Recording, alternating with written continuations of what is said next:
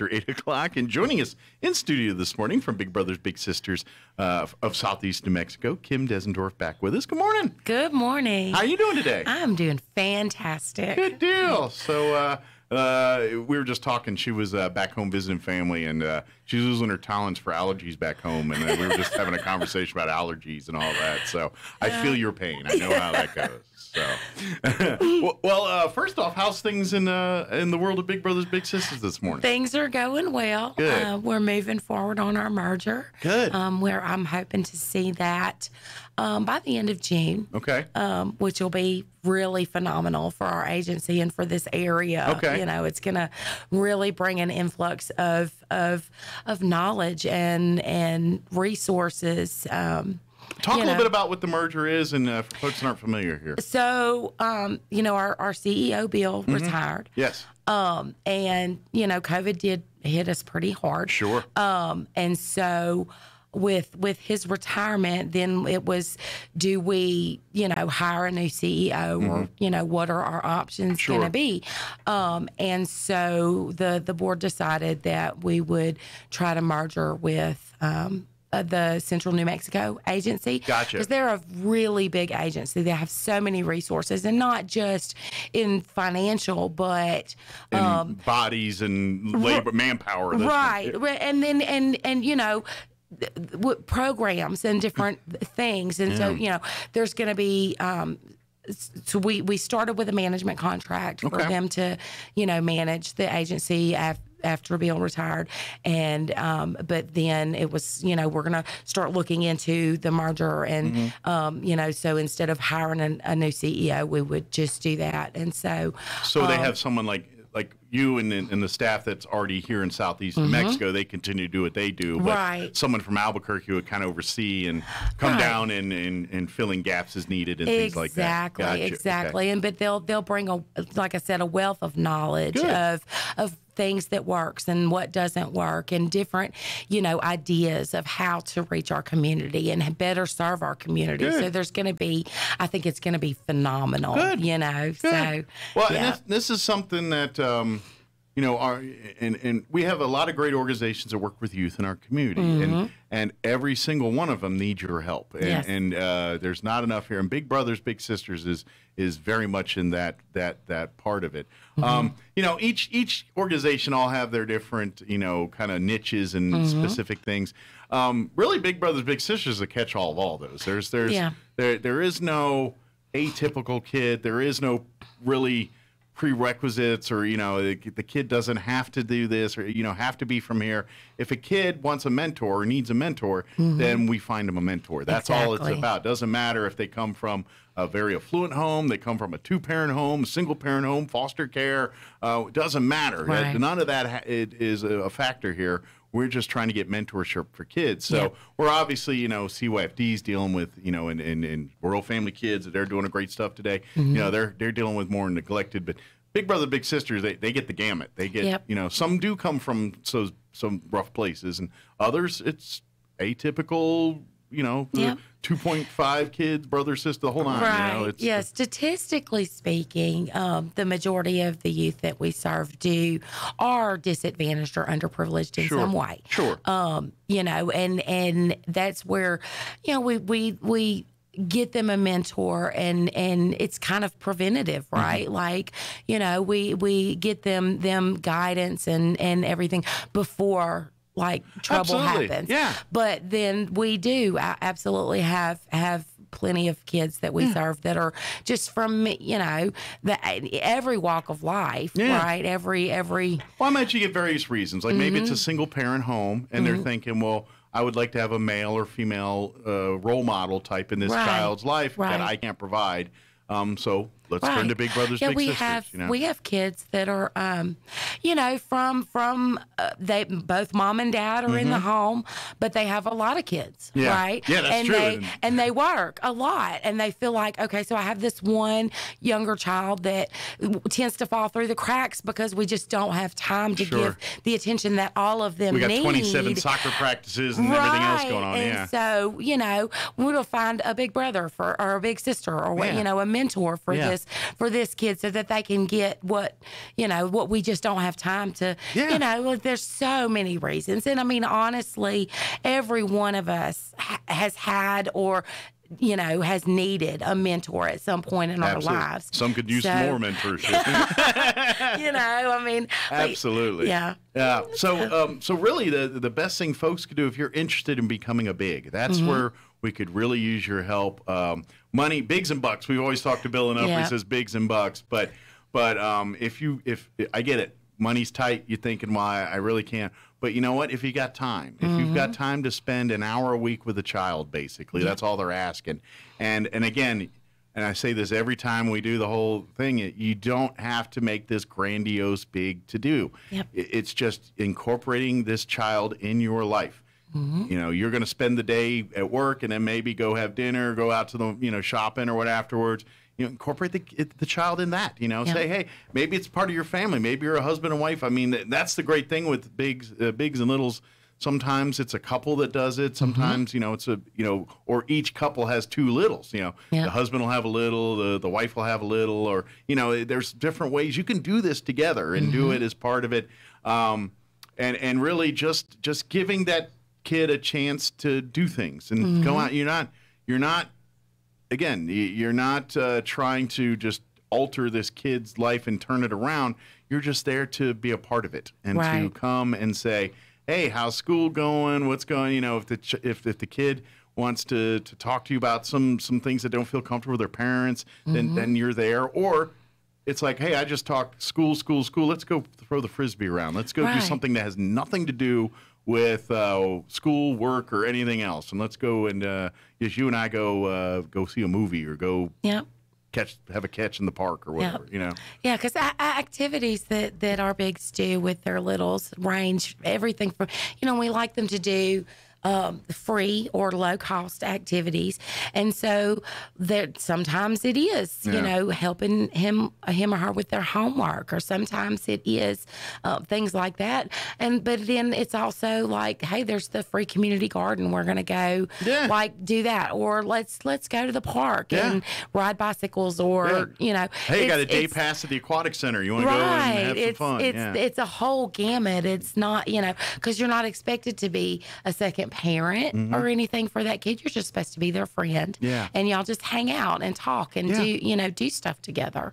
And like I said, the average time commitment, or what the minimum they ask, and by no means is this a structured like, oh, you did 57 minutes this week, you got to do 63 next week. No. They average an hour a week, about 4 hours a month. But it could be where you see once a month and you go do a whole weekend day together, and then you see them next month, or maybe it's, hey, every week we're going to go have dinner every Thursday at our favorite restaurant, whatever it is. Whatever your thing is, that you find it. That's the whole thing. But that's kind of just to give you a guideline of what we're talking about here. And then on the reverse side too, if there's parents out there or things that think that maybe big brothers, big sisters will be a benefit for my child, please, really, parents, counselors, really anybody that's in the child's life can recommend a child for big brothers and big sisters. Yes. I will say this, though. We're really in demand on bigs. Yes. We have a list of littles right now waiting, and we'd love to get them. Like 32 kids on the wait list right now. And we have plenty of volunteers waiting too, not enough to fill all the gaps. And the thing is if we have, say, 10 kids and 10 adults, that doesn't necessarily mean we have 10 matches, because we match based on personality and likes and dislikes. If there's nothing in common here, we're not going to put you together. Right. Yeah, we want to make sure that when we make the matches, that these guys are going to have something in common, that they'll be able to get along, that they'll have shared interests in things. And so, because we want it to be a good relationship and a strong one that lasts. Absolutely. The matchmaking process is a pretty extensive process by design and for a reason. I mean, first off, the safety security side of it. There's going to be background checks where we're making sure everyone's there's no issues there legally or criminally.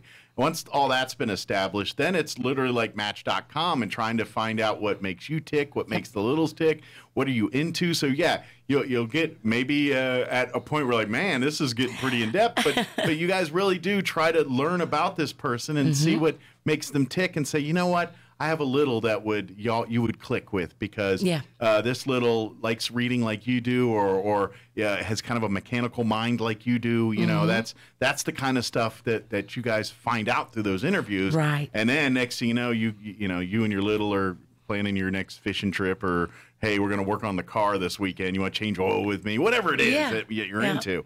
That's or you want to, hey, we're into quilting. Let's go, work on our quilt together this weekend. That's how these happen. So. Right.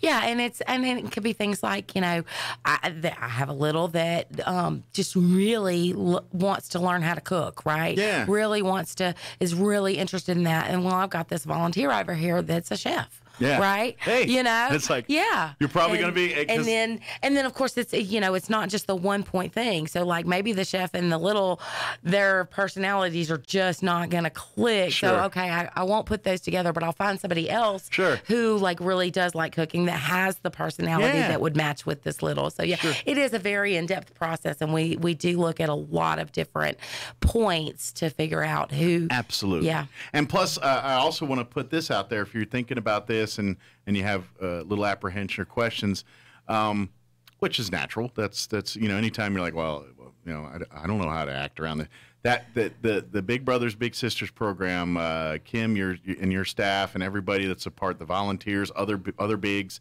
they're all at your disposal. They're all. It's a partnership. So you're not on an island with your little. You have a support team that when you have your bumps and or you're thinking, am I connecting? Am I getting through? And the Big Brother staff and Big Sister staff, Big Brother Big Sister staff, that's what they do. They go in and say, they're working with the kid, talking, finding out, working with you, and when things are going great, you're just like, good job, have fun, and if there are those things, like, all right, let's help, let's see, maybe we can try this to see how to get a connect or whatever. So it's not you on an island, it's you and a team of people. Working with these kids and providing good mentorship for these children. Yeah, and I'd add too that you don't ever have to feel like, okay, so I don't really know a whole lot about kids or how to deal with kids, because through the match process, one of the things we do is we do provide training. Yeah, and it's not like this intensive. We're pretty laid back, and so but we do provide that training. We give here are ways to interact with this kid. Here are ways to have, age appropriate, developmentally appropriate conversations. And we provide that training up front, before you start with your match. Sure. So we will give you the tools that you need. And kids, I mean, we were all kids. We know this. We all have unique ways of displaying and indicating, and kids are always hard to read, even though they're having a great time. On the outside, they're a little poker faced about it or whatever, and you don't really. And so, as an adult, you're trying to read cues and signals and thinking, am I doing? And then Kim and her staff find out. They interview the kid. The kid's like, "Oh, we did all." And the big's like, "I don't know if they had a good time." They kind of, and then it's like, "Oh no, when we talked to your little."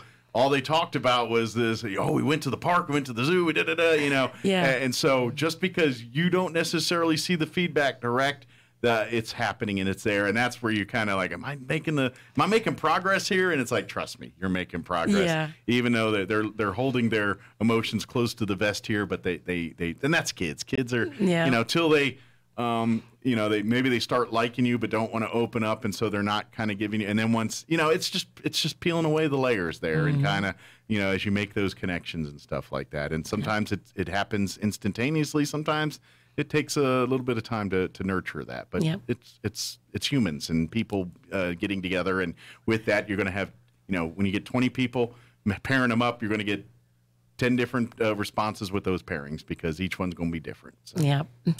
And then, of course, financially is the other way. If you're thinking, well, I don't have a lot of time, and it costs, and I imagine it's probably even higher now with the way of COVID and all that, but prior to COVID, it was costing on average about $1,500 to sustain a match for a year. Yes. I'm guessing it's higher than that now with the way the world we live in. It may have gone up. Yeah. We haven't really crunched those numbers recently, but either way, it's very costly. So if you don't have the ability to help as a little, then financially make donations. a lot during pre-COVID, you could get in a bowl for kids' sake, which they're back now and doing all that. We'll talk more of those events come up here. Yep. But in the meantime, if you go to the Big Brothers Big Sisters website, there's a donate now direct where you can donate there.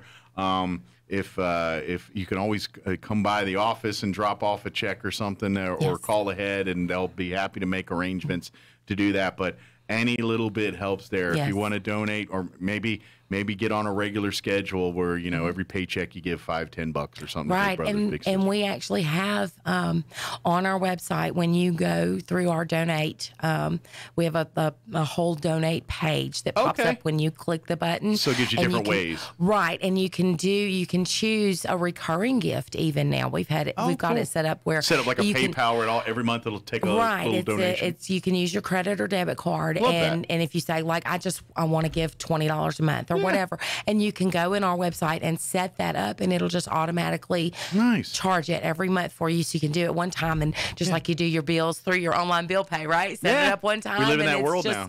Yeah, it's just done. So we have so many different ways now, and because we've completely revamped our donation portal in our website, so that's. Any updates on some of the, I know and again, this is all pre-COVID, but some of the ways you were doing fundraising before, is any of that going to come back anytime soon, or is that still on hiatus? I believe so. Okay. And then that's another thing with our merger, because they have a whole fund development team that has a lot of great ideas and so things. They're going to bring some of that down. Yeah, it's going to be awesome.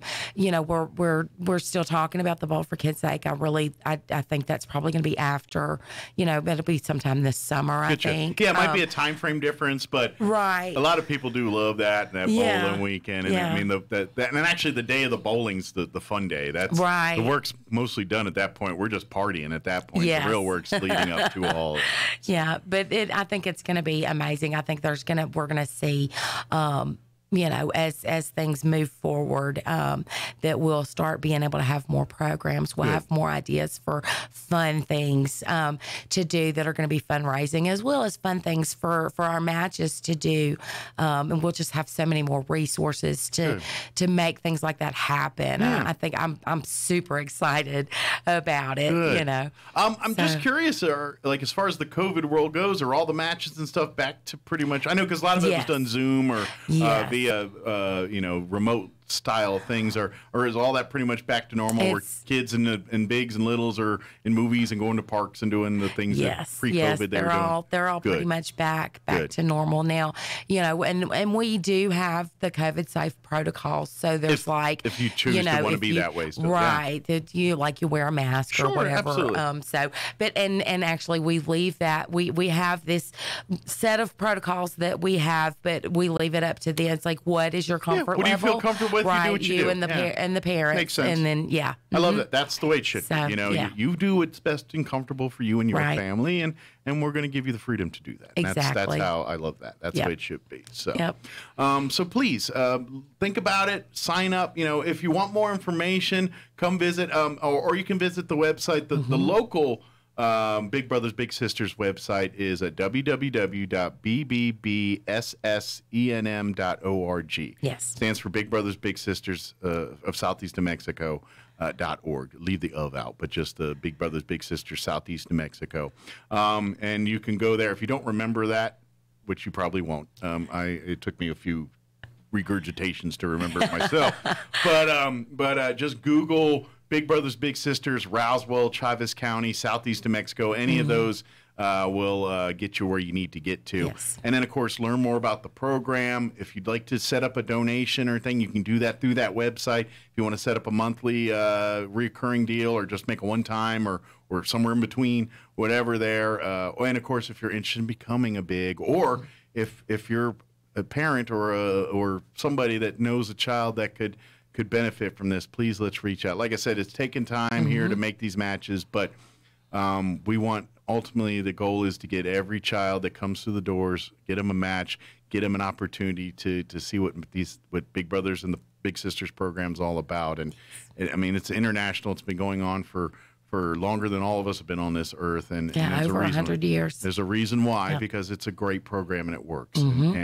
And I would guess many of your bigs now probably were littles at some point, and then so they know firsthand the benefits, so they're paying it forward. Yes. Others learn it through a different way here, but when you get and that's something too. Big Brother's big. There's a lot of residual, and that in and of itself should be an indicator to people of the quality of that organization. When you've got generations of people or people throughout their generations continuing to stay connected to Big Brothers, either as a little or later in life as a big, that speaks volumes for the program, because people wouldn't do that if they didn't believe in the program. Right. And so that in and of itself should be like, hey, maybe this is a good thing. I should get involved. Yeah. To tell you how, and it's amazing when you start looking into the, like the history and stuff of Big Brothers Big Sisters. It's surprising. Like, everybody knows who Oprah Winfrey is. She was a little. Was she? And her big was Maya Angelou. I did not know that. Yes. I didn't know that. Yes. I mean, there's a lot. How did that happen? Right? I mean, it's amazing. And there's a lot of common names that everybody knows, rich and famous people or whatever, that, they were littles at one time. Yeah. So, I mean, that just speaks to the power of this program. And I knew Oprah was a big supporter, a big lover of Maya Angelou. I didn't realize that they were that connected. Yeah. And I knew they were like friends. I did not know. Well, yeah, Maya Angelou was her big. Obviously, she's no longer with us, but I knew they were friends when she was with us, and I did not realize that they were. The connection's deeper than that. Yeah. That's pretty cool. Yeah. Very cool. So but that, like I said, that speaks to the power of this, and like you said, they're still friends, right? And that happens even in us ordinary people, quote unquote, right? Like, because we have so many bigs and littles that they get matched when the little is in elementary school, and they're matched all the way up through high school, and then even after, they're like family at that point, and they stay connected. I think technology has given a whole new level to Big Brothers Big Sisters, and what I mean by that is, obviously, when the program's going on in the 50s and 60s, there wasn't social media and things, so for people to stay connected, it was either they had to live near each other or physically write letters back and forth. And so not as many people, now that it's more convenient to stay connected with, I would imagine a lot more matches are going on and to have relationships well after the Big Brothers Big Sisters window because of things like social media, because now we can stay connected with people through your various social media platforms and things. So it's not hard to literally, hey, I was when that person was a child, I was their mentor, and now 20 years later we're still connected. Pen pals and things, it's a lot more work to keep those connections, so less people did it. Right. Where I think now, because it's easier, you're getting more. So in essence, I think you're by default creating these matches lasting lifetimes instead of 4 or 5 years or whatever the span of a youth was there in the program. Yeah. So. Well, and about social media, like, of course, because child safety, we have rules about our matches being on social media, Absolutely. like together and stuff like that. But I can tell you that we do have some that were matches years ago or whatever, that now as the child being an adult, like they are totally on Facebook and with each other and stay connected. Absolutely. Probably getting lunch or, and of course the milestones in life, when the marriage, the first kid, or graduating college, or all those big moments we have in life, now they're sharing them together. They are, well past their big brother, big sister relationship time. Yep. So that's what this is all about, and that's what at the end of the day, the program is making connections, creating relationships, all the things that the world needs more of today. Yes. Big Brothers Big Sisters does. I would even argue, I just thought of this is because kids now live in a technologically advanced world and texting and everything. This is something that as a problem globally is kids and face-to-face communication skills are lacking because so much of it's done a different way now. But I think many of us feel that that's still a skill we need in this society. You got to be able to communicate. And so Big Brothers, that's their game. That's the whole game, is that face-to-face, hands-on, in the dirt together, interaction. So if you have a child that maybe is lacking some of those skills and stuff, this is a great way to kind of foster and ensure that when they become adults, they have the ability to have a conversation and problem solve and do things with someone that's sitting in front of them instead of on a computer somewhere. Yeah. And that's a big part of our program is, because we do have goals, right, when we make these matches. And so maybe we have a kid that is really, really shy, and just has a hard time talking to people. And so when we find them a match, as part of that training and stuff, we'll, help that big. Sure, peel away the layers ways, a little bit. Right, here's ways. And so, I know there's one of our matches that it's a little girl, and she just super, super shy, right? Just really wouldn't open up and just really had a hard time talking to people just at all. And, her big now, they've been matched for several years now, awesome. And her big is it's just amazing. Just me hanging out with her. And of course, using the tools that I got from the staff. And she has blossomed into this great young lady now that is not afraid to speak her mind and not afraid to talk and speak out. And I'm just so proud of her, and the progression and that's what we want, and yes, we want that relationship. We want that that connection, but it has a purpose. It has a purpose. Absolutely. So, you're building a foundation for these kids. That's what you're doing. You're contributing to that. You're helping. So when this child is now an adult and raising their own families, they've got the skills, they've got the ability to do that without struggling as much and or dealing with it. It's trust me, you're really doing. Programs like this do more good and more for the big picture that goes unrealized. We talk about things and cutting a big check. That's all great. We love all those are needed to make the world go round. But sitting down and spending an hour with a kid playing chess or just talking, and you're doing more to foster our future by doing that than probably any time you write a check or do something like that. All good, but getting your hands in the dirt, spending time talking with these kids, really closing the generational gaps and things too, is, especially in the world we live in today where everyone's so adversarial. Let's find the connections that make us more alike than different, and let's celebrate that. Yep. And because at the end of the day, these guys are our future, right? The youth are always the future, and so you want to invest in the future, invest in these youth. Absolutely. So please do some research today. Go to the Big Brothers Big Sisters website. Go on Facebook as well. Just Big Brothers Big Sisters, Southeast New Mexico. You type that in or anything, you'll find the Facebook page. You can like and follow there. You can see some of the stories that Kim's talking about. You share those through there. Of course, going to the website, you can and then of course do your national research. Type in Big Brothers Big Sisters. See what's going on nationally with that stuff here. But when you're starting to look for local, put the Roswells in there. Otherwise, you're going to be in the weeds because there's a lot of communities that have great Big Brothers Big Sisters programs. Yes. You can learn about all of them, but you want to get directly involved in the ones here. That way you don't have to travel so far. Yes, exactly. And that's another thing too. Talking about because there are I don't know how many hundreds of but literally hundreds of agencies across the country, just in America, and. So and I want to just put out there because I know we've talked about the merger and everything. We still will be our own entity. It'll be more like a satellite kind of, right? And so everything that happens here financially, any donations, any resources that we get Stays right here it will absolutely stay here. None of it's going up to Albuquerque. None of it's going anywhere else.